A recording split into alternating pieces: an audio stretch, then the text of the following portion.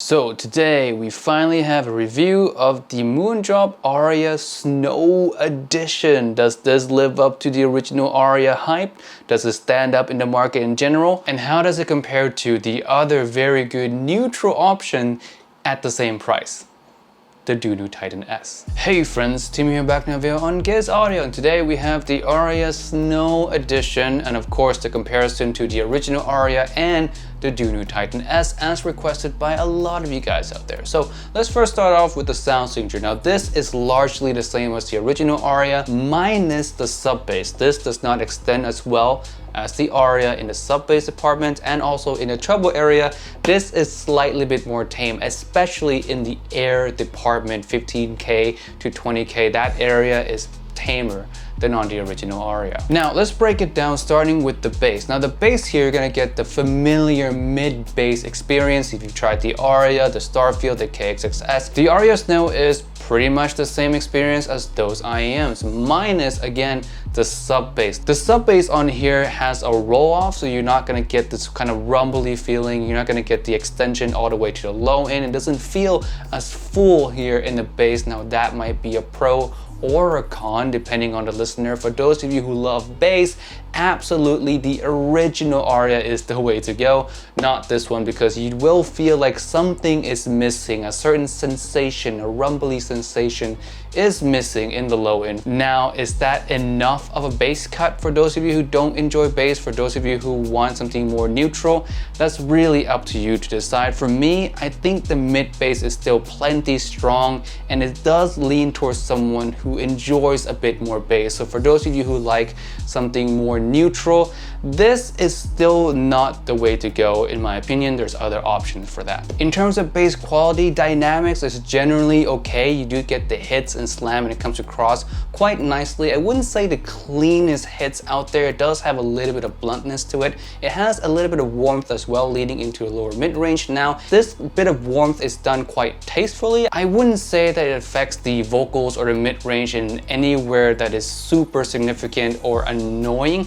It's just a little bit of warmth to add that bit of fullness, if you will, to the low end or the lower mid-range, if you will. Speaking of mid-range, let's continue on to that. Now the mid-range again is a little bit warm towards the low end, but in the middle towards the upper mid-range is done pretty well. The signature Moondrop upper mids. It might be a little bit too shouty for you guys out there, so if you're familiar with Moondrop IEMs and you think Moondrop upper mids are generally too shouty for you, this is gonna be the same story. But if you do enjoy Moondrop's upper mid-range, you find it lively, you find it full, you find it engaging, again, this is also gonna be the same story. Male vocals, instrumentals, female vocals are pretty much forward when it comes to these IEMs, and the Aria Snow delivers that like most Moondrops do. Now onto the treble area. Now the treble area has always been the Aria, the Starfield, the KXXS, the Hannah 2021. Every single IEM that's tuned in this style always has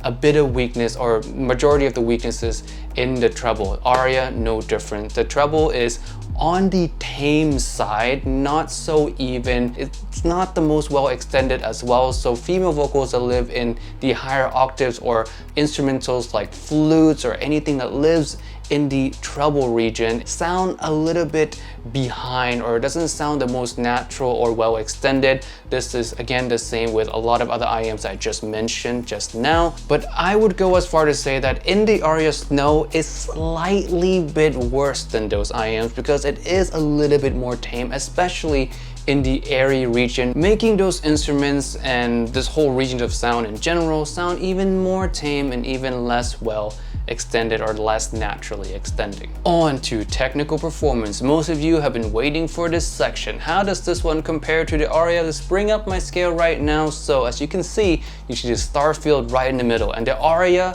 lives right there. How about the Aria Snow? The Aria Snow lives a little bit behind the Aria. Yes, I would say a little bit behind the Aria. Not quite as resolving as the original, but still great for the price nonetheless. And when it comes to soundstage and imaging, I would say that soundstage wise, this thing feels slightly bit smaller. Not to say that it's narrow, it's not an inside your head totally experience. It is a slightly bit wider than your normal under $100 IEM, but when it compares to the Aria is clearly wider, like noticeably wider, which puts this in a very awkward spot technical wise. It's just not as technically sound as the original. Now it probably is around 95% of the original, so not that big of a difference, but for the exact same price, the Aria is looking to be clearly the better deal, at least technical performance wise. Imaging, largely the same story. The Aria images a little bit better than the Aria Snow. The Aria Snow kind of puts everything in a smaller bubble, if you will. So the staging is a little bit more congested, the imaging also a little bit more blurry. Now on to the comparison. Let's compare the Aria Snow versus the original Aria. Now the original Aria to me comes across just like a better IEM. It is more fun, has better sub-bass extension. It doesn't have as good as a treble area as well, but it is better extending and you do get a sense of air from the Aria that is missing. I wouldn't say missing, but very well tamed in the Aria Snow edition. So treble area and sub bass is just not as well done as the original. And I would say the cutback in sub bass of the Aria Snow kind of makes the mid bass just feel more pronounced. You feel a little bit extra warmth from the Aria Snow than you would the original Aria, if you will, because all the focus is put in the center, and that's really what you get. You get a lot of vocals and you get a lot of mid bass, so it's kind of like I wouldn't say a congested V shape, but it's leaning towards a congested V shape kind of feeling. It's not bad, but the Aria, the original Aria, is just better in my personal opinion.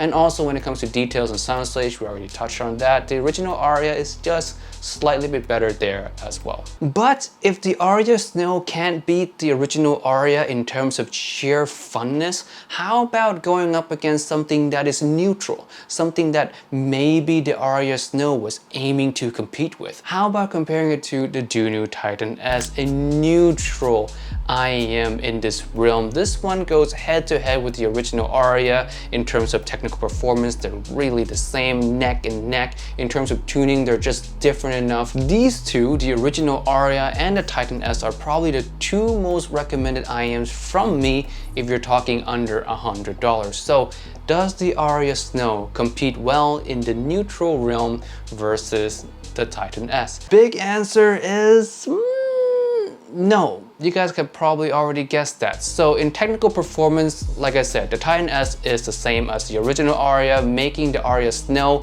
not as good as the Titan S either in that regard. When it comes to the bass and the low end in general, I would say that the Titan S does the neutral profile better. It doesn't have the sub bass extension, same as the Aria Snow, so you won't get any kind of rumbly feeling from the Titan S, but the mid bass on the Titan S is toned down. It's a very smooth experience from bass all the way to the lower mid-range. There's barely any warmth to be seen with the Titan S, and that is the essence of something that is neutral, something that is natural. The Titan S just does that signature better. The Aria Snow is not a neutral tune IEM. I would say it's still a bassy IEM, it's just lacking the sub bass. Just bassy IEM, but focused mainly on mid bass. So if you want something that is more neutral, the Titan S is still a better choice. If you want something more fun, the Aria original version is still the better choice. That leaves the Aria Snow in quite a weird situation. The only people who I would suggest buying the Aria Snow is if you like the Aria but you want just less sub bass. That's all there really is to it. If you want less sub bass, if you want just a vocal and mid bass focused kind of signature, then the Aria Snow is right for you. But if you're leaning towards the most fun you can have, then the original Aria is better. If you're leaning towards a neutral, more hi-fi, high fidelity experience for under $100, the Titan S is still the better choice. That would be pretty much it for my review. I still highly recommend the original Aria and the Titan S over the Aria Snow, but the Aria Snow is not bad. It is just unfortunate that it is the exact same price as these other two. If the Aria Snow was around, I would say $70, I can maybe justify it, you know, with a $10 discount. But being that it's the exact same price and it lands just like in the middle tuning wise between those two, it's not really an easy IEM to recommend since the original Aria and the Titan S exist as better options. 君が笑